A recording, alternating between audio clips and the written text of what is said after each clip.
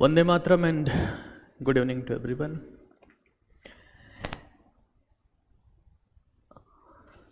शायद मेरे हिसाब से एक बहुत इम्पोर्टेंट लेकिन मेरे लिए एक बहुत इमोशनल सेशन है ये है। मैं चाहता हूँ कि सेशन को सिर्फ स्टूडेंट ना देखें, अपने पेरेंट्स को, अपने हॉस्टल ओनर्स को, अपने पीजी ओनर्स को, अपने टीचर्स को जरूर से फॉरवर्ड कर दें, क्योंकि बहुत इम्पोर्टेंट है। कुछ बेसिक बातें समझना जो शायद बहुत कुछ हमारे देश में बचा सकती है। फिलहाल ये न्यूज़ है और इस न्यूज़ के पीछे के बैकग्राउंड मैं आपको बताने वाला हूं, जो बच्चे खुद एक्सप्लेन कर रहे हैं।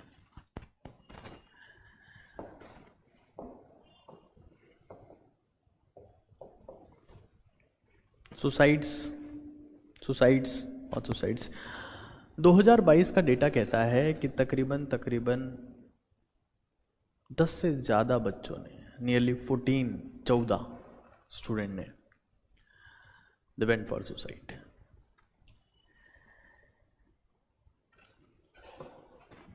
इन्हीं न्यूज़ कवरेज के नीचे कुछ बच्चों के कमेंट ऐसे भी थे। एक बच्चा कमेंट करता है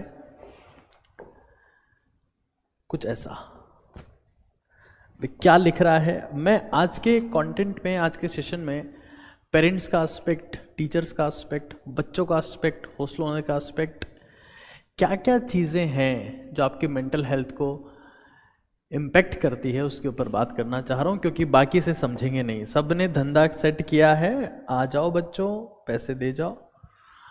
मुझे नहीं पता कि ऐसा क्यों है, बट मैं हमेशा ही मानता रहा हूँ कि आपकी मेंटल हेल्थ, आपकी फिजिकल हेल्थ इज एवरीथिंग। खैर, ये बच्चा कह रहा है कि hostel accommodators are the worst. ये कमेंट्स इन्हीं न्यूज़ के नीचे के कमेंट्स हैं, इन्हीं चीज़ों को जो कवरेज करते हुए वीडियो हैं उन्हीं के नीचे हैं। क्या लिख रहा है? They are the big cause of stress to the childrens. My brother lives there. The type of food they provide to the children are the worst, not edible at all. My brother's biggest cause of stress is food. Literally, he eats 3 to 4 spoons of rice in the morning and in the night. Or sometimes he get food from outside. Most of the time, he just eat Maggi, wafers and patties. And sometimes the homemade namkeen. I just hope that he doesn't have to go there again after this year. This is very important for his health.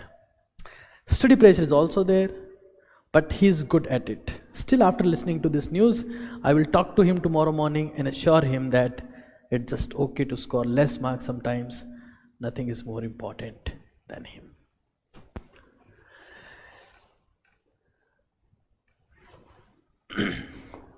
इन्हीं videos के नीचे एक comment ये भी है। ये किसी coaching के डायरेक्टर की पोस्ट के नीचे का कमेंट है।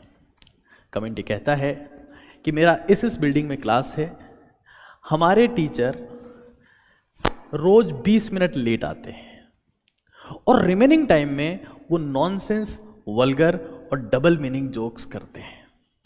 क्लास में टाइम वेस्ट होता है, हमारा टाइम खराब होता है। मैं एक ड्रॉपर स्टूडेंट हूँ, ड्रॉपर बैच का स्टूडेंट हूँ, और ऐसे हालात में इन सब बातों से समय खराब करना हमें स्ट्रेस देता है। साथ में ये भी लिख रहा है, अब मुझे नहीं पता कि डायरेक्टर साहब ने इस कमेंट को पढ़ा है नहीं पढ़ा है, I don't know. It's request to take action on the sir. मैंने उनका नाम हटा दिया है, maybe he will improve himself. He has no interest in teaching, he just dictate the things and copy paste. He spreads negativity about other teachers too in the class and is unable to complete the portion, that is why we are scoring low in the test. ऐसे कई comments आप वहां पर देखेंगे। कुछ comments मैंने लिए हैं। अब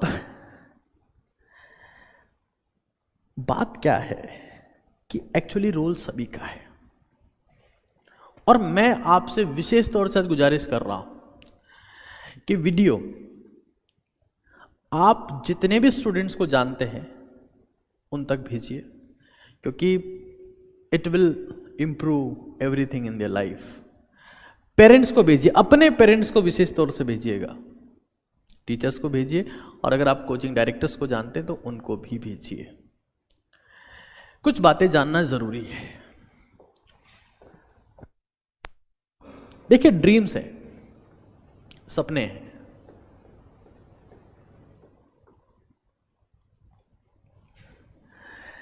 जब सपनों की बात आती है तो सपने पेरेंट्स के भी होते हैं जो शायद अधूरे रह जाते हैं, और वो फिर अपने सपने की उड़ान को बच्चे के पंख कतर कर हासिल करना चाहते हैं। बात समझिएगा। अगर मैं सबसे पहले पेरेंट्स की बात करूं, जब आप अपने बच्चे को फोन लगाते हैं ना, चाहे वो कहीं पर भी है, उसे कभी ये मत पूछिएगा कि उसका रैंक कौन सा आया, वो आज कितने घंटे पढ़ा, वो टाइम तो खराब नहीं कर रहा है। इमोशनल गाथा उसके सामने मत गाना। आपने उसके लिए पैसे दिए हैं, हर पेरेंट देता है। उसे ये मत कहना कि बेटा तेरे लिए जमीन बेच दी है, उसे ये मत कहना कि बेटा तेरी बुआ जी का बेटा सेलेक्ट हुआ था, तू कब होगा। उसे ये मत बोलना कि मैंने तेरे लिए 3 लाख रुपए खर्च कर दिए। अरे पैसा तो बैंक भी देता है, पैसा तो बैंक भी देता है। पेरेंट्स कौन? जो उसको मेंटल और इमोशनल लेवल पर सपोर्ट कर रहे हैं। उसे ये नहीं बोलना है इस साल हो जाएगा ना तेरा, नहीं बोलना है। सिर्फ ये बोलना है कि बेटा फॉलो द प्रोसेस। आपको पता है कि जिन 3 बच्चों ने सुसाइड किया, उनमें से कोई भी रेगुलर क्लासरूम में नहीं जा रहा था। 1 महीने से एब्सेंट, 2 महीने से एब्सेंट, 3 महीने से एब्सेंट। आप सिर्फ ये रिक्वेस्ट करो कि बेटा फॉलो द प्रोसेस। टेस्ट में नंबर कम आ गए, कोई बात नहीं बेटा, आप रोज जाओ, फॉलो द प्रोसेस। अब मैं मानता हूं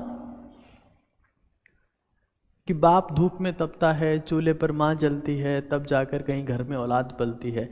आई एक्सेप्ट दिस। बट आप ये कहोगे कि मैंने तेरे लिए जमीन बेचकर पैसा इकट्ठा किया है, नाक मत कटा देना मेरी। अगर आपकी इतनी ही बड़ी नाक है जिसे हर कोई काटना चाहता है या सबको दिख रही है, तो अच्छी बात है, थोड़ी बहुत कट जाने दीजिए। बट अगर आप बच्चों को सिर्फ इसलिए इमोशनल स्टेटमेंट्स बोल रहे हैं कि आपने उनके ऊपर इन्वेस्ट किया है, तो आपसे मूर्ख कोई नहीं हो सकता। आपने इन्वेस्ट किया क्योंकि आपने पैदा किया है। पूरे संसार में शायद ही कोई ऐसा जानवर हो जो अपनी औलाद को पैदा करने के बाद में दूर फेंक देता है। आपकी भी जिम्मेदारी है। हाथी भी पालता है, भेड़िया भी पालता है, हिरण भी पालता है, शेर भी पालता है, कबूतर भी पालता है, हर कोई पालता है। आप कोई विशेष काम नहीं कर रहे बच्चों को पाल के। उनके ऊपर कुछ इमोशनल चीजें मत थोपना। मैं रिपीट कर रहा हूं आपको कि बेटा हमारे पड़ोसी का सिलेक्शन हो गया था, उसी जगह पढ़ के जहां तू पढ़ रहा है।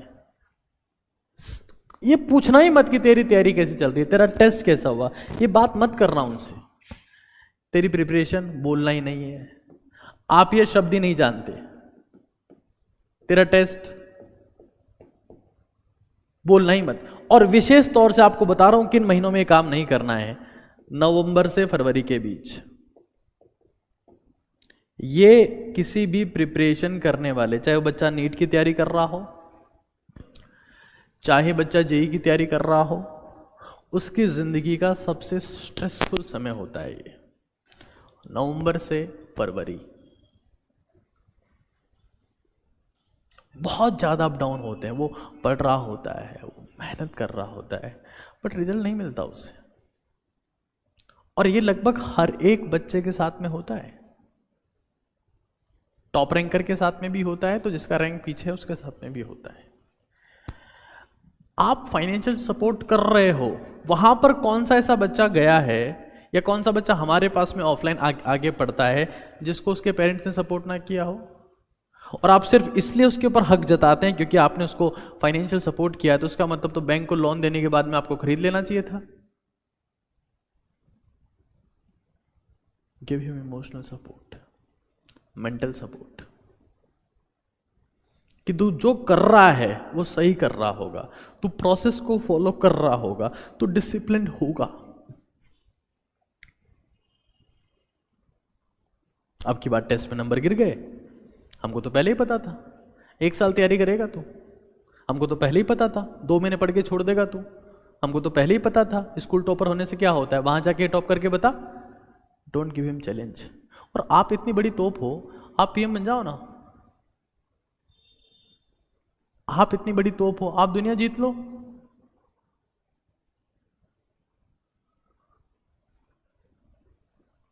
सारी बंदूकें उसके ही कंधे पे रखकर चलाना जरूरी है?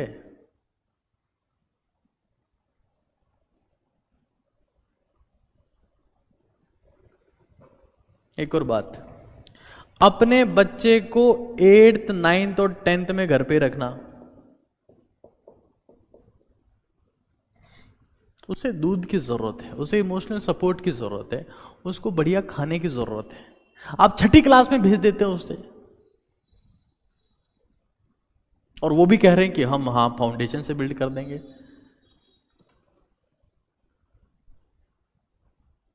छठी क्लास में बच्चे को जरा सेंस नहीं, उसे बेचारे को ये नहीं पता कि मेरे इंस्टीट्यूट की गली कौन सी है। वैन वाले भैया ले जाते हैं, वो एक कबूतर की तरह उसमें बैठ के चला जाता है आंख बंद करके। क्लास होती है, भैया वैन वाले भैया वापस हॉस्टल छोड़ जाते हैं, उसे पता ही नहीं है। 6ठी 7वीं में बच्चे वहाँ भरे पड़े हैं, और वो बच्चे जब उनको रहते रहते वहाँ 3 4 5 साल हो जाते हैं, और फिर जब बारी आती है, अब एग्ज़ाम होने वाला है, अब रिजल्ट देना है, सबसे ज़्यादा स्ट्रेस में हो ही जाते हैं। उनको मैच्योर होने तो, गेट देम मैच्योर। अगर वो मैच्योर नहीं हो पाएंगे और आपने पहले ही अपने सपनों का बोझ उसके ऊपर लाद दिया तो कुछ नहीं होगा। बच्चे में अगर औकात होगी ना तो 1 साल में फोड़ देगा, और उसमें दम नहीं होगा ना तो 8 साल कोचिंग करके भी कुछ नहीं कर पाएगा। बच्चे में दम होगा तो 3 महीने की कोचिंग में भी फोड़ देगा, और नहीं होगा तो आप चाहे जो कर लो। पेरेंट्स की जिम्मेदारी होती है उसको इमोशनल लेवल पर एक्सट्रीम सपोर्ट करना, क्योंकि बाकी दुनिया उसे गिराएंगी, और आप भी गिराने लगे ना कि तेरे से कुछ नहीं होगा, तेरे जैसे बहुत है, तो उसे कौन उठाएगा?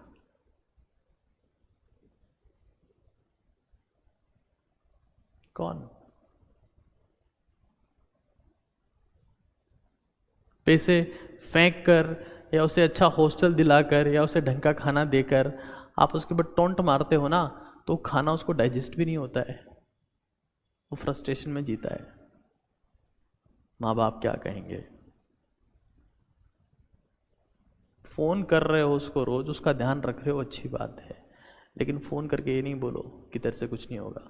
पढ़ता है कि नहीं पढ़ता है? टेस्ट में कौन सा रैंक आ रहा है? सुबह कितने बजे उठता है? आज तेरे को सुबह 5:30 फोन किया, तूने उठाया नहीं, तो बोल रहा था 5 बजे उठता है। टोंट मत मारो दोस्त, सपोर्ट करो। 6 बजे उठ रहा है तो बोलो अच्छा आज 1 घंटे और सो लिया, अच्छी बात है, नींद पूरी होनी चाहिए, सपोर्ट है। और विशेष सपोर्ट की जरूरत होती है, मैं फिर रिपीट कर देता हूं, जितने टीचर्स इसको देखेंगे, नवंबर से फरवरी का महीना एक्सट्रीम सपोर्ट की जरूरत बच्चे को होती है, एक्सट्रीम सपोर्ट की जरूरत है।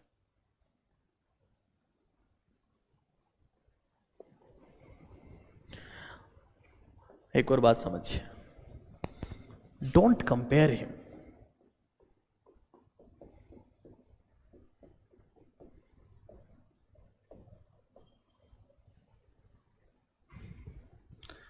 आपके साथ में मैं पेरेंट्स से बात कर रहा हूं,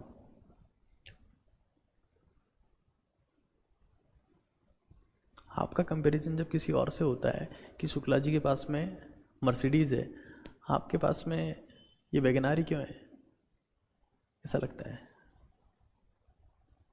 शुक्ला जी का धंधा करोड़ों का है, आप ये 50,000 ही कमा पाते हैं, कैसा लगता है। उससे कई गुना बेकार बच्चे को लगता है, कई गुना बेकार। और एक बात याद रखो आप लोग, एम्स दिल्ली में जाने वाले, आईआईटी बॉम्बे में जाने वाले 5% स्टूडेंट्स अल्ट्रा सक्सेसफुल है। हाँ, नो डाउट वो सक्सेसफुल हो जाएगा, लेकिन 5% स्टूडेंट ऐसे हैं जो एमबीबीएस और आईआईटी में जाने के बाद में अल्ट्रा सक्सेसफुल है। बाकी अल्ट्रा सक्सेसफुल 95% लोग किसी दूसरी जगह से आए हैं, और ये डेटा हमेशा यही रहेगा। तो आप ये मत सोचिए कि आईआईटी में नहीं गया, आप एमबीबीएस में नहीं गया, जिंदगी खत्म हो गई तेरी,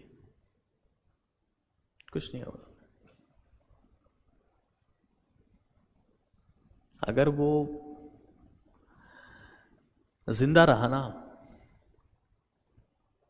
मजबूत रहा अपने दिल से, दिमाग से, तो बहुत कुछ कर देगा। और जिंदा रखने की जिम्मेदारी आपकी है, क्योंकि दुनिया में उसे चाहे जो कुछ बोल दे, उसे जितनी गालियां दे दे, चाहे जो बोल दे, वो नहीं टूटेगा। लेकिन जिस दिन आपने बोल दिया ना कि साले तेरे से कुछ नहीं होगा, तू खत्म है, उस दिन वो क्रैश हो जाएगा, उसे वो घाव हो जाएगा। और मैं हमेशा ये कहता रहा हूं कि घाव वो नहीं होता जिससे खून रिसता है, घाव वो होता है जिससे आपका कुछ करने का जज्बा, जुनून रिस जाता है, और वो किसी को दिखाई नहीं देता। और वो घाव हमेशा पेरेंट्स के वर्ड से आता है, सिर्फ पेरेंट्स के वर्ड से। दुनिया इतने गहरे घाव नहीं दे सकती किसी को, सपोर्ट दें।